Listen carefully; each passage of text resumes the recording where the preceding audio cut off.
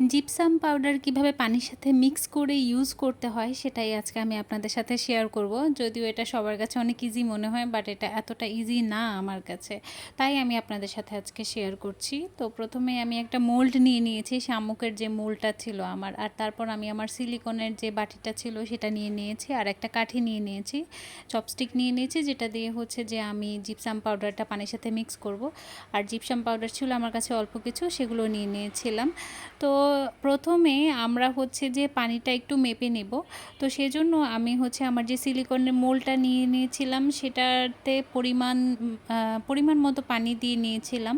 তো পানিটা পুরোপুরি মোল্ডের সমপরিমাণ নিব না, মোল্ড থেকে একটু কমিয়ে পানিটা নেব, কারণ যখন জিপসাম পাউডারটা আমরা ইউজ করছি তখন হচ্ছে জিপসাম পাউডারটা মিক্স করার পরে, পানির সাথে মিক্স করার পরে সেটার পরিমাণটা একটু বেড়ে যায়, তাই আমরা হচ্ছে একটু কম পরিমাণেই পানি নেব। আর এই যে দেখলেন যে জিপসাম পাউডারটা আমি কিভাবে মিক্স করছি, আমি একেবারে কিন্তু একই সাথে অনেকগুলো জিপসাম পাউডার দিচ্ছি না, আমি একদম অল্প অল্প করে জিপসাম পাউডার নিয়েছিলাম, কারণ একেবারে যদি একসাথে আমরা পানির সাথে মিক্স করে ফেলি তাহলে হচ্ছে যে এই যে পানিতে থেকে যে বাবলটা ওঠে সেটা অনেক বেশি বাবল থাকে, যেটাতে হচ্ছে যে যখন আমরা মোল্ড আউট করব তখন আমরা দেখতে পাবো যে অনেকগুলো বাবল হয়েছিল, যার কারণে দেখতেও আসলে ভালো লাগে না। তো যেন বাবল না হয় সেজন্য আমরা খুব অল্প পরিমাণে হচ্ছে যে দিয়ে দিয়ে মিক্স করব। তারপরে এই যে ঘনত্বটা দেখছেন, একটু ঘন যখন হয়ে যাবে তখন হচ্ছে যে আমরা সেই মিক্সচারটাকে আমরা হচ্ছে সিলিকন মোল্ডে ঢেলে নেব। তো মোল্ডে ঢেলে নেওয়ার পর যেটা করছিলাম যে ট্যাপ করছিলাম যেন নিচে যদি কোনো যেহেতু অল্প অল্প কিছু বাবল হয়েছিল, তো সেইটা রিমুভ করার জন্য আমরা কি করেছি যে মোল্ডটাকে একটু ট্যাপ করে নিয়েছিলাম, যাতে যদি নিচে কোনো বাবল জমে থাকে সেটার জন্য উপরে চলে আসে।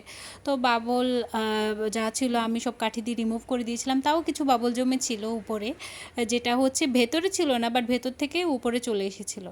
তো আমি হচ্ছে প্রায় 1 ঘন্টার চেয়ে একটু বেশি রেখেছিলাম, তারপর আমি মোল্ড আউট করতে পেরেছিলাম, কারণ হচ্ছে যে যেহেতু আমার পেস্টের ঘনত্বটা একটু বেশি ছিল তাই হচ্ছে আমি তাড়াতাড়ি রিমুভ করতে পেরেছিলাম, কিন্তু যদি একটু পাতলা করে মিক্স করতাম তাহলে এত তাড়াতাড়ি রিমুভ করতে পারতাম না।